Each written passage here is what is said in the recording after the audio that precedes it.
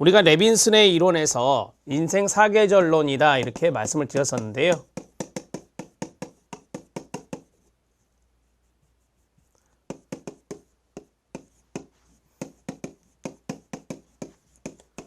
인생 사계절 이론이다 이렇게 말하기도 하고요. 거기 나온 대로 성인 발달,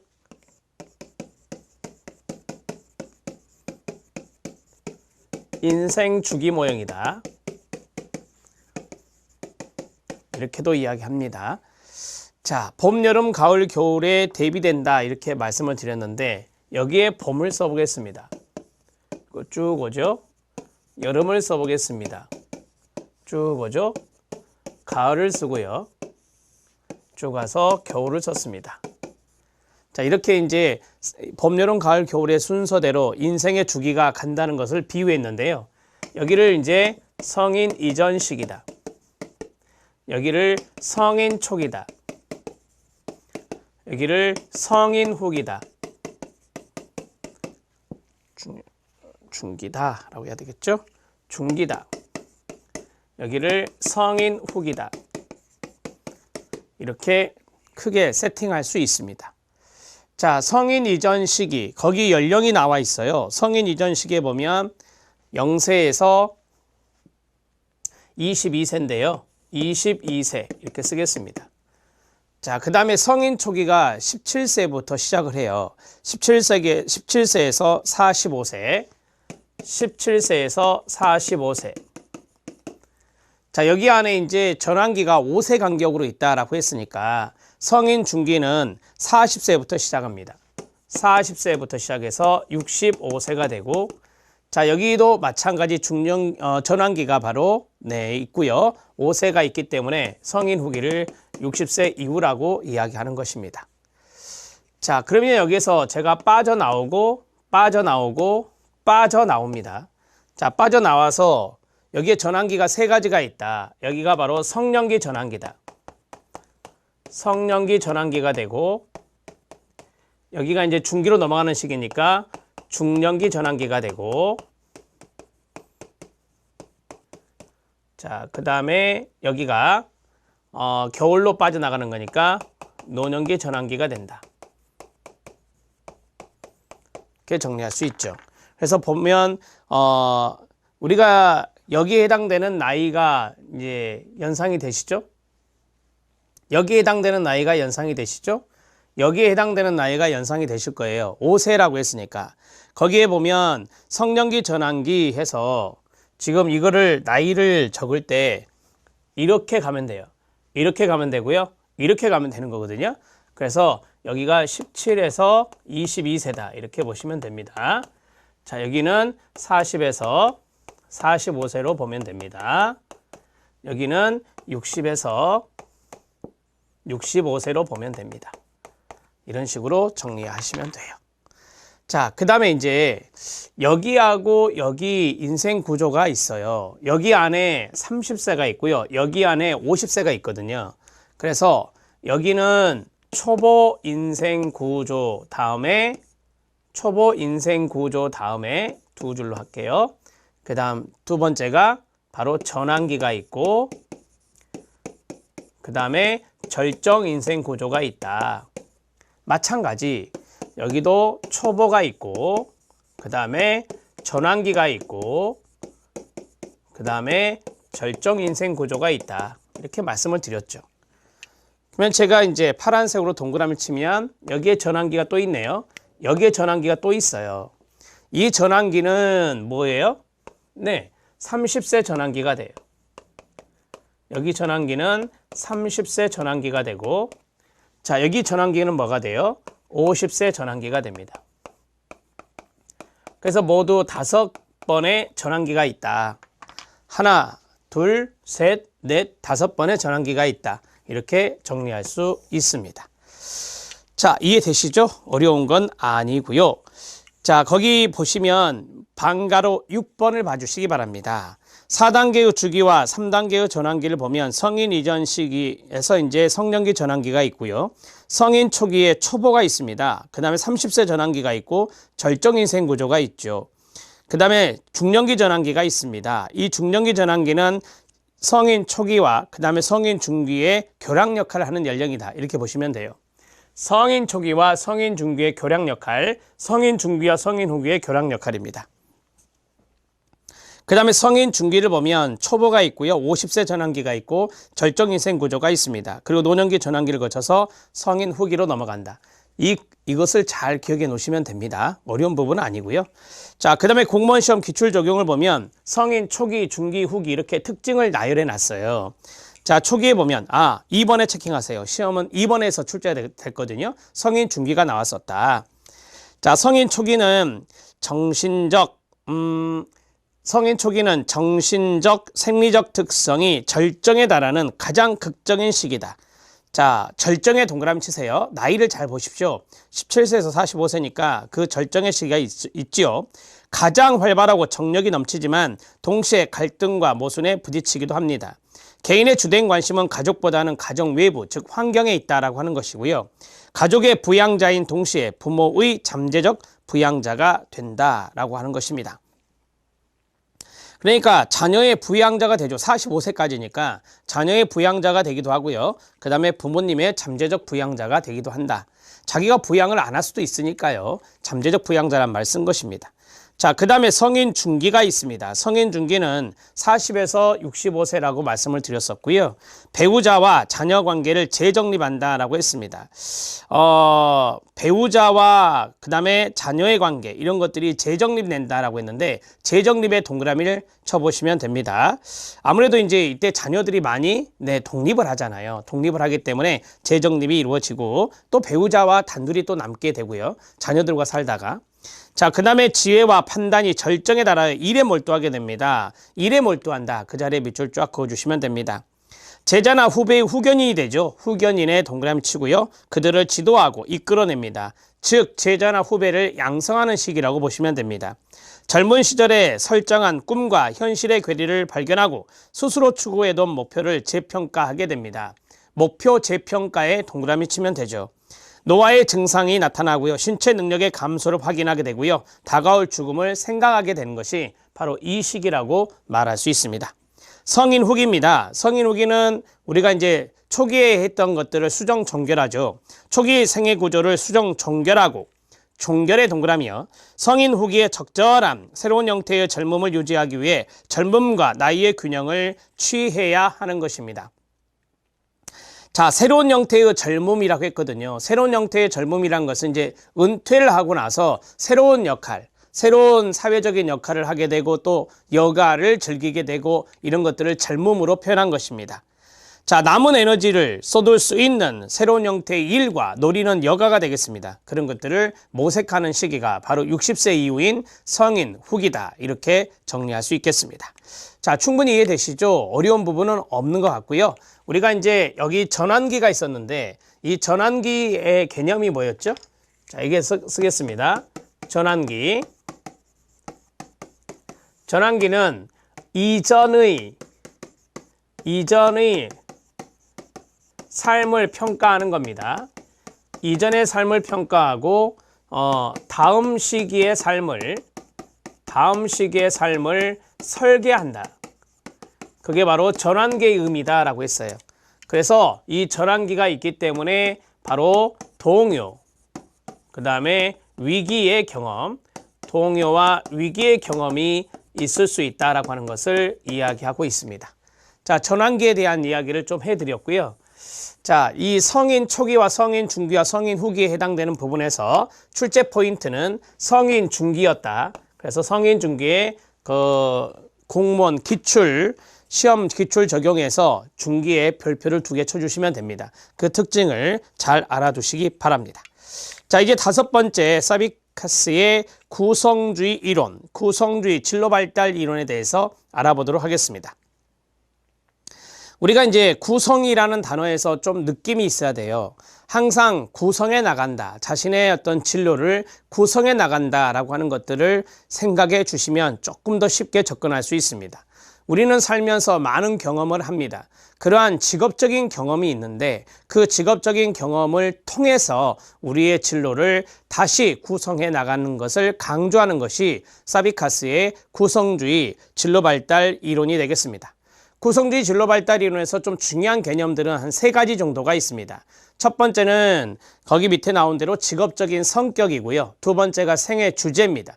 그 다음에 세 번째가 진로 적응력이거든요. 그래서 진로에 있어서 충분히 융통성을 발휘하고 적응해 나가는 능력, 이런 것들이 바로 이제 구체적인 골이 되는 거예요. 그런 것들이 바로 구성주의 진로 발달 이론의 또는 구성주의 이론의 바로 목표다, 이렇게 정리할 수 있겠습니다. 자, 서비카스가 이야기했던 구성주의 진로 발달론의 기본 가정을 보면 우리가 보통 이런 것들을 쭉 이야기할 때, 진로적인 발달을 이야기할 때 대표적인 학자가 수퍼가 되거든요. 그래서 수퍼의 초기 발달 이론을 차용을 했고, 이걸 좀 더 현대적으로 확대시킨 이론이 바로 구성주의 이론이다, 이렇게 생각하면 됩니다. 구성주의 진로발달 이론은 수퍼의 초기 진로발달 이론에 출발하였는데 끊어요. 즉 수퍼의 진로발달 이론을 현대적으로 확장한 것으로서 생애설계라는 새로운 패러다임을 제시하게 됩니다. 생애설계에 밑줄 쫙 그어주시기 바랍니다. 다양한 직업적인 경험을 하면서 이 생애에 대한 설계를 하고 그것을 구성해 나간다라고 보시면 돼요. 그래서 생애설계라는 말이 그리 어려운 건 아닙니다. 자, 그 다음에 두 번째 구성주의 진로 발달 이론은 개인이 자신의 진로와 관련된 행동과 직업적 경험의 밑줄, 경험의 의미를 부여하면서 스스로 진로를 구성해 나간다고 보는 것이다 라고 했어요. 따라서 여기에서는 뭐 진단이라고 하는 것, 이런 것들을 그리 중요하게 생각하진 않겠죠. 왜냐하면 자신의 직업적인 경험을 통해서 자신의 어떤 진로를 스스로 구성해 나가기 때문에 그렇습니다. 아래 각주를 잠깐 보겠습니다. 진로 구성주의 상담 이론의 상담자들은 표준화된 검사의 사용, 해석을 가급적 최소화합니다. 최소화의 동그라미 별표. 검사보다는 개인의 진로 양식 면접, 뒤에 나올 거예요. 진로 양식 면접, 커리어 스타일 인터뷰라고도 하는데요. 자, 이런 것들을 통해서 직업적 성격과 생애 주제를 확인하려고 하는 것입니다. 직업적 성격의 동그라미 1, 생애 주제의 동그라미 2, 이 두 가지가 바로 키워드 중에 하나였다, 이렇게 말씀을 드렸잖아요. 자, 위로 올라가서 3번 들어갑니다. 즉 개인이 타고나거나 고정적인 특성을 가지고 있다는 것이 아니라 끊어요. 적극적으로 자신의 삶의 주인이 되어 삶을 해석하고 개발해 나간다, 개척해 나간다라고 보시면 됩니다. 그러니까 표준화된 검사, 해석, 이런 것들을 가급적 최소화한다는 것으로 이해하시면 됩니다. 네 번째, 구성주의 진로 발달 이론은 개인이 자신의 진로 관련 행동과 직업적 경험에 의미를 부여하면서 말씀드렸죠. 스스로 자신의 진로를 구성해 나간다고 했습니다. 다섯 번째는 구성주의 진로 발달 이론은 내담자가 자신만의 의미 있는 경험을 찾아내도록 촉진해야 됩니다. 자신만의 경험, 동그라미요. 그리고 내담자 자신만의 진로 이야기를 만들어갈 수 있도록 돕는데, 진로 이야기를 만들어간다, 이게 바로 진로 구성이다, 이렇게 말할 수 있겠습니다. 그 구성 요인으로서는 동그라미 1, 직업적 성격, 동그라미 2, 진로 적응도, 동그라미 3, 생애 주제가 있다, 이렇게 이야기하고 있고요. 자, 이 개인의 정체성도 강조합니다. 정체성의 동그라미요. 뒤에 보시면 나오겠지만 주관적 정체성을 탐색하는 단계가 있거든요. 그래서 이 정체성이라는 부분이 좀 중요합니다. 정체성이란 사회로부터 개인이 영향을 받기만 하는 것이 아닌 사회에 영향을 미치고 사회를 변화시키는 주인됨을 의미하는 것입니다. 한 개인이 자신의 자아와 사회적 역할을 만나는 상황에서 정체감을 형성한다. 이 정체감 이야기하면서 앞에서 타이드만과 오하라 이야기를 해드렸습니다. 타이드만과 오하라가 자아 통합을 말하면서 이 개인의 고유성과 직업적인 고유성, 이것이 일치할 때를 말씀드렸었죠. 이것도 마찬가지입니다. 거기에 보시면 자신의 자아가 있고 그 다음에 사회적 역할이 있는데 이 두 가지가 만나는 상황이에요. 그러니까 개인의 자아하고 그 다음에 사회적인 역할하고 이게 만나는 상황에서 정체감이 형성될 수 있다는 것을 이해하시면 됩니다. 정체감 발달은 일생을 통해서 일어난다. 만약 개인의 정체감이 개인이 속한 사회 환경과 맞지 않는다고 생각해 보면 이러한 정체감 변화는 가속화가 되고 이 상황에서 개인은 자신에게 안정감을 주는 정체감의 상실을 경험하는 상황에 직면하게 되기 때문에 바로 이제 불안감, 이런 것들을 경험할 수 있겠죠. 자, 구성 요인은 3가지가 있다라고 말씀을 드렸는데 이거는 뭐 좀 이따가 노트를 하기로 하고 간단하게 먼저 이것부터 보겠습니다.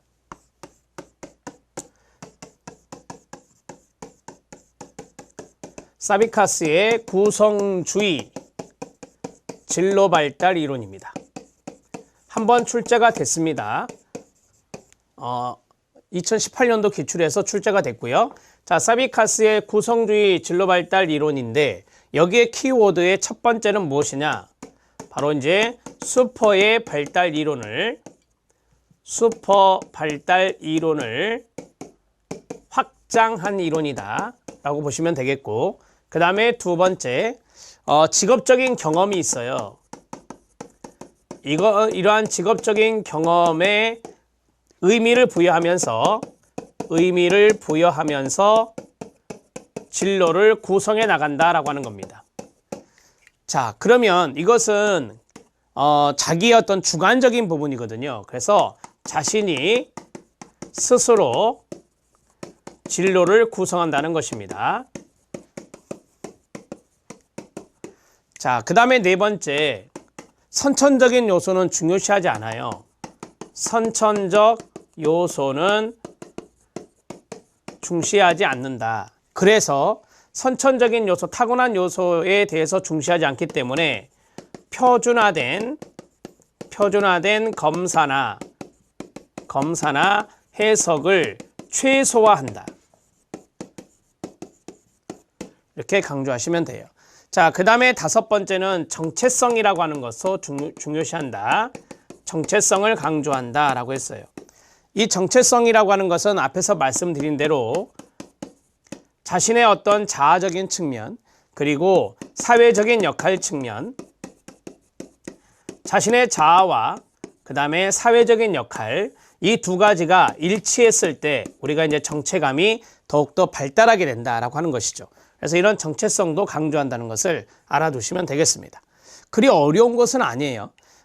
사비카스의 구성주의 진로 발달 이론은 검사를 통해 나타나는 객관적인 것보다는 바로 주관적인 경험을 중시한다. 주관적인 경험을 중요시하는 것을 바로 이제 구성주의 진로 발달 이론의 큰 특징으로 아시면 되겠습니다. 자, 그러면 이 구성주의, 진로를 구성한다라고 했었잖아요. 자신의 진로를 구성한다라고 했는데 이 구성에 요인들이 있다라고 하는 거예요. 자, 이게 좀 중요한 요소가 됩니다. 구성의 요소, 구성의 요인들은 세 가지가 있다라고 이야기를 합니다. 자, 첫 번째는 직업적인 성격이 있고요. 그 다음에 두 번째로는 생애 주제가 있습니다. 생애 주제가 있습니다. 이 생애 주제를 자신이 스스로 설계해 나가는 것을 강조하겠죠. 그 다음에 세 번째는 진로 적응력입니다. 또는 진로 적응도라고도 하고요. 진로 적응도라고도 합니다. 이 세 가지가 이제 이 구성주의 이론에서 상당히 중요한 구성 요인이다. 이렇게 정리할 수 있겠습니다. 자, 첫 번째 직업적 성격을 보시면 개인의 성격 유형이 직업적 특성과 연결된다. 대개 이제 이런 성격 유형과 직업적인 특성에 연결을 하는 것이 홀랜드 이론이잖아요. 홀랜드 이론보다는 더욱더 주관적인 개념이에요. 제가 그랬잖아요. 객관적인 것보다 주관적인 것을 강조한다. 이렇게 말씀드렸고요. 사람들의 특정한 진로 유형의 이유와 행동이 생애 주제로 표현되는 방법을 이해하고자 합니다. 특정한 진로 행동의 이유, 그다음에 진로 행동, 이런 것들이 바로 이제 직업적 성격과 연관성이 있거든요. 이런 것들이 생애 주제로 표현되는 방법을 이해하고자 하는 것이고요. 자, 우리가 이제 이런 두 가지, 직업적 성격과 생애 주제, 이것은 어떤 것을 통해서 알 수 있다라고 했었죠? 진로 양식 면접을 통해서, 진로 양식 면접, 커리어 스타일 인터뷰, 면접에 의해 파악할 수 있다. 그래서 직업적인 성격이라든지 생애 주제라든지 이런 것들은 진로 양식 면접에 의해서 파악할 수 있다. 구체적인 건 뒤에 나올 거예요. 자, 그 다음에 이제 두 번째 생애 주제가 있습니다. 개인의 독특한 경험과 하나 또는 그 이상의 생애 주제를 생각해 낸다라고 했습니다. 여러분들도 이제 독특한 경험을 많이 하시잖아요. 직업적인 측면을, 이제 직업적인 부분을 역할을 하실 때, 그래서 독특한 경험 이런 것이라든지 또 여러분들의 생애 주제 이런 것들을 좀 생각해 내고요. 그 다음에 생애 주제는 자기 개념의 표현이며 자신의 일이나 생애 역할에 의미를 부여하는 원동력이 되는 겁니다. 우리가 이제 생애 역할 또는 생애 주제라고 하는 것들, 이런 것들이 조금 추상적인 표현인 것 같지만 여러분들이 인생에서 직업적인 부분을 해 나가면서 가장 중요하게 생각하는 테마가 무엇인지, 그리고 거기 나온 대로 이 생애 설계적인 부분은 어떻게 나갈 것인지, 그런 것들을 스스로 생각해 보는 것이죠.